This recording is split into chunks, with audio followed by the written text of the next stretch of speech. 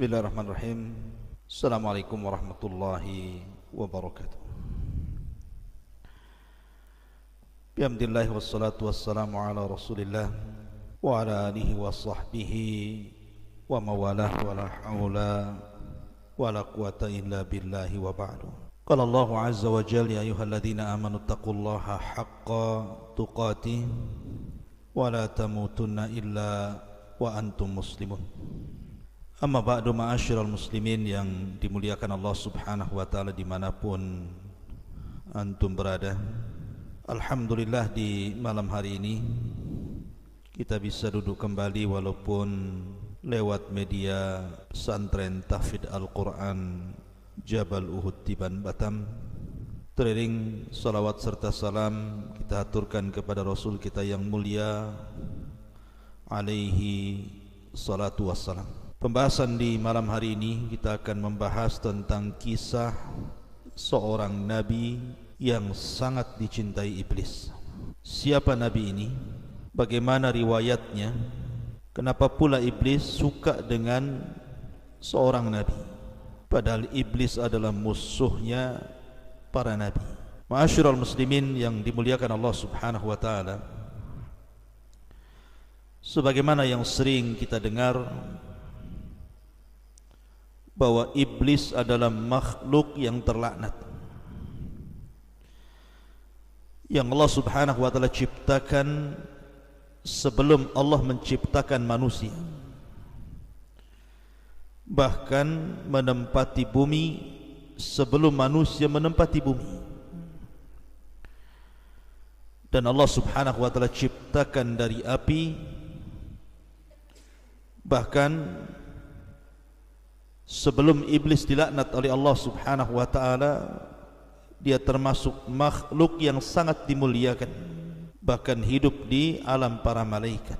Akan tetapi ketika Allah subhanahu wa ta'ala menciptakan Adam dari tanah, kemudian meniupkan ruh langsung oleh Allah azza wa jalla, dan Allah perintahkan para malaikat untuk sujud, tetapi iblis enggan sujud, bahkan sombong, bahkan tidak mentaati perintah Allah. Dari sini Allah subhanahu wa ta'ala laknat iblis sampai kiamat. Ma'asyiral muslimin yang dimuliakan Allah azza wa jalla, maka sebab laknat Allah kepada iblis inilah, maka permusuhan iblis kepada Bani Adam akan terus sampai kiamat dan akan berusaha untuk menyesatkan mereka. Akan tapi ada satu kisah yang disebutkan dalam beberapa literatur sirah dari Abdullah ibn Umar radhiyallahu anhuma. Dia mengatakan, laqiya iblisu Musa. Suatu ketika iblis ini berjumpa dengan Nabi Allah Musa alaihi salatu wassalam. Faqala, dan mengatakan, ya Musa, antal ladzi istafaka Allahu birisalati wa kallamaka takliman. Kemudian, wahai Musa, sesungguhnya Allah telah memilihmu dengan risalahnya, dan ia telah mengajak bicara denganmu dengan pembicaraan, artinya Musa adalah kalimullah. Kemudian dia mengatakan, wa ana uridu an atuba fashfa'li ila rabbi. Saya sebenarnya, wahai Musa, ingin bertobat, kata iblis. Bisa enggak kau berikan syafaat kepadaku agar Rabbku mengampuni diriku sehingga semua dosa-dosaku diampuninya? Maka Musa alaihi salatu wasallam mengatakan, na'am, ya. Maka Musa pun kemudian menghadap Allah. Fada'a Musa rabbahu, maka Musa pun memohon kepada Allah atas permintaan iblis itu. Maka di lain waktu iblis datang lagi kepada Musa dan mengatakan, ya Musa, wahai Musa, sudahkah kau sampaikan hajatku kepada Allah? Maka Musa mengatakan, ya, aku sudah sampaikan hajatmu kepada Allah. Kalau engkau ingin diampuni dosa-dosamu, kata Musa, maka Allah subhanahu wa ta'ala qad amarta an tasjuda li qabri Adam. syaratnya sujud kau ke kuburan Nabi Adam. Wa yutabu alaika, itu syarat Allah akan mengampuni dosa-dosamu. Ketika mendengar bahwa syarat diterima tobatnya harus sujud di kuburan Adam, fastakbara wa ghadib, tiba-tiba dia sombong dan murka dan mengatakan, lam asjud lahu hayyan fa kaifa asjud lahu mayitan. Wahai Musa, aku tidak pernah sujud kepada Adam di waktu Adam hidup, bagaimana pula aku sujud kepada Adam ketika Adam sudah mati? Mustahil bagiku. Kemudian iblis mengatakan, ya Musa, innalaka alayya haqqan bima syafa'ta li ila rabbik. Wahai Musa, sekarang aku memiliki hutang kebaikan kepadamu, hutang budi kepadamu, karena engkau sudah berusaha untuk menjembataniku untuk bertobat kepada Rabbmu. Fadkurni, maka ingatlah aku, kata Musa, kata iblis, inda thalathin, pada 3 perkara. Ingat aku pada 3 perkara, dan aku akan berusaha untuk menghancurkannya. Pertama, udhkurni hina taghdab. Ingat aku, wahai Musa, ketika engkau murka, ketika engkau marah. Fa inni ajri minka majrad dam, sesungguhnya aku berjalan di jalan darahmu. Sesungguhnya aku berjalan di jalan darahmu. Artinya bahwa iblis dan juga orang-orangnya, bala tentaranya, akan masuk ke jalan darah manusia, kemudian membuat manusia itu murka karenanya. Makanya kenapa marah itu datang dari syaitan. Salah satu meredamkannya adalah dengan cara wudu, karena syaitan terbuat dari api, dan api bisa padam dengan air, maka berwudu, kemudian salat. Kemudian yang kedua, wadhkurni hina talqa wadhkurni hina talqa zahfa, fa inni atibna Adam hina yalqa zahfa fa adqarahu waladahu wa zawjatahu hatta yuwalliha. Ingat aku, wahai Musa, ketika engkau berjumpa dengan musuh dalam peperangan, karena aku akan datang kepada Bani Adam ketika mereka sedang berjihad, berperang melawan musuh di pertempuran, dan akan diingatkan dengan anak dan istrinya sehingga dia takut mati, akhirnya lari dari peperangan. Kemudian yang terakhir, wa iyyaka an tujalisa imra'atan laysat bidzati mahramin fa inni rasuluha ilaik wa rasuluka ilaiha. Dan ingatlah diriku, wahai Musa, bahwa hati-hati, tidak boleh engkau berdiam diri dengan seorang wanita yang bukan mahramnya, karena sesungguhnya aku adalah utusan yang akan menggoda dirimu dan menggoda si wanita itu. Maka kata syaitan, kata iblis, ingatlah 3 perkara ini. Bani Adam akan hancur kalau mereka tidak ingat bahwa itu perbuatan iblis. Riwayat ini disebutkan oleh Al-Imam Ibnul Asakir dengan sanadnya dalam Tarikh Dimaski, dan juga Imam Ghazali dalam kitab Ihya Ulumuddin, dan juga Ibnul Jauzi dalam kitabnya Talbis Iblis, dan beberapa juga para ulama mencantumkan dalam kitab-kitab mereka. Ma'asyiral muslimin yang dimuliakan Allah Subhanahu wa taala, termasuk juga Al-Imam As-Suyuti mencantumkan dalam tafsirnya ketika memberikan catatan kepada surah Al-Baqarah 31 sampai 33. Wa 'allama Adama al-asma'a kullaha thumma aradahum 'alal malaikati faqala anbi'uni bi asma'i haula'i in kuntum shadiqin. Qalu subhanaka la ilma lana illa ma 'allamtana innaka antal alimul hakim. Qala ya Adamu anbi'hum bi asma'ihim falamma anba'ahum bi asma'ihim qala alam aqul lakum inni a'lamu ghaibas samawati wal ardi wa a'lamu ma tubduna wa ma kuntum taktumun.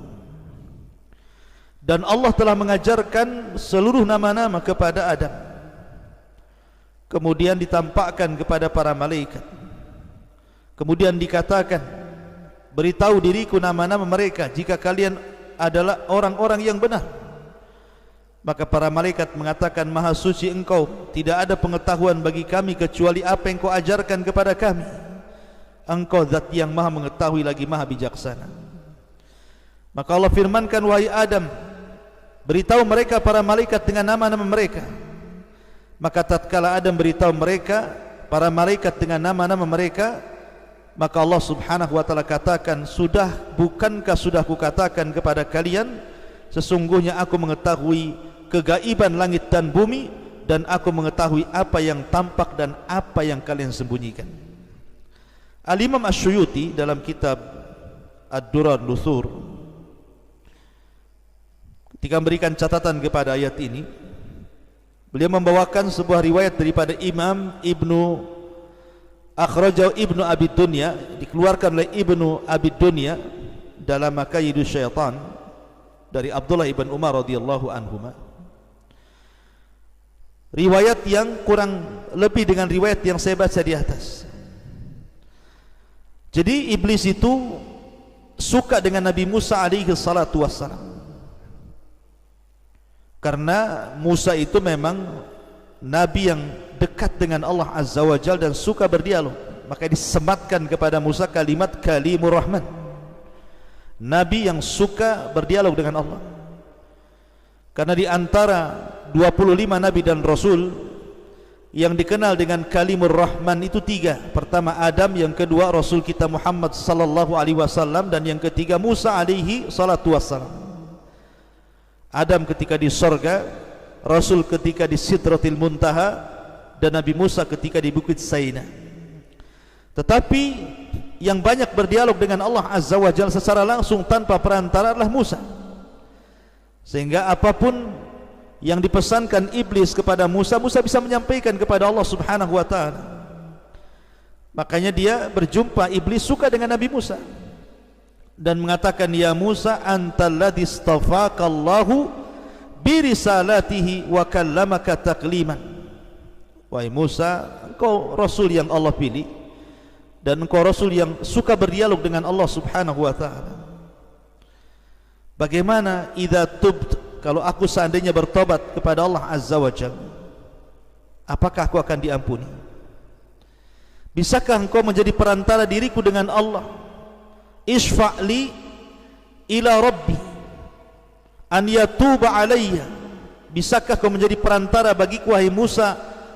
Bincangkan dengan Rabbku, maukah dia mengampuni dosa-dosaku? Artinya iblis di sini kepengen sekali bertobat sebenarnya.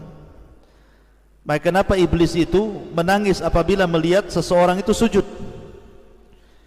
Dan dia pun mengatakan, Allah perintahkan aku untuk sujud, aku pun tidak sujud, sementara hamba ini perintahkan sujud, dia sujud. Makanya suatu saat di masa Nabi Musa, iblis ini ingin bertobat kepada Allah Azza wa Jalla, dan dia minta kepada Musa sebagai perantaranya. Maka Musa pun fada'a Musa Rabbah, meminta dan berdoa kepada Allah subhanahu wa ta'ala, menyampaikan permohonan iblis itu. Kemudian setelah Musa menyampaikan keinginan iblis, maka iblis datang kepada Musa, ya Musa qad qadaita hajataka.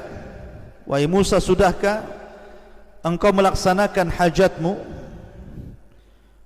Kemudian falaqiya Musa iblis, maka Musa pun berjumpa dengan iblis dan mengatakan, ya iblis, qad amarta an tasjuda li qabri Adam wa yutabu alaika. Aku sudah sampaikan perkaramu kepada Allah. Allah hanya minta syarat kepadamu, sujud ke kuburan Adam. Nanti Allah akan ampuni dosamu. Maka mendengar disuruh sujud kepada kuburan Adam, ghadib, murka langsung iblis itu, enggak terima. Maka dia mengatakan, lima asjud lahu hayyan asjudu lahu mayyitan. Kenapa aku harus sujud kepada Adam di waktu dia hidup, sekarang kau pula suruh aku sujud di waktu dia mati? Waktu Adam hidup saja aku enggak mau sujud, sekarang dia sudah mati kau perintahkan aku sujud? Oh tidak, aku tidak mau. Maka iblis mengatakan, ya Musa, annalaka alayya haqqan bima syafa'ta li ila rabbik. Wahai Musa, ada 3 perkara yang harus kamu ketahui sebagai imbalan bahwa engkau sudah berusaha untuk menjembatani diriku dengan Rabbku. Maka kemudian iblis pun menyebutkan 3 perkara tadi yang saya ulang. Pertama, ingat iblis ketika marah, bahwa marah itu berasal dari syaitan. Yang kedua, mengingatkan soal peperangan, bahwa lari dari peperangan itu adalah perbuatan iblis. Kemudian yang ketiga, seorang laki-laki yang berduaan dengan wanita yang bukan mahram, maka itu pun perbuatan iblis. Makanya Nabi SAW bersabda, la yakhluwanna rajulun bimra'ati illa wa thalithuhuma syaitan. Tidak boleh seorang wanita dan laki-laki berdua-duaan dan dua-duanya bukan mahram kecuali yang ketiganya syaitan.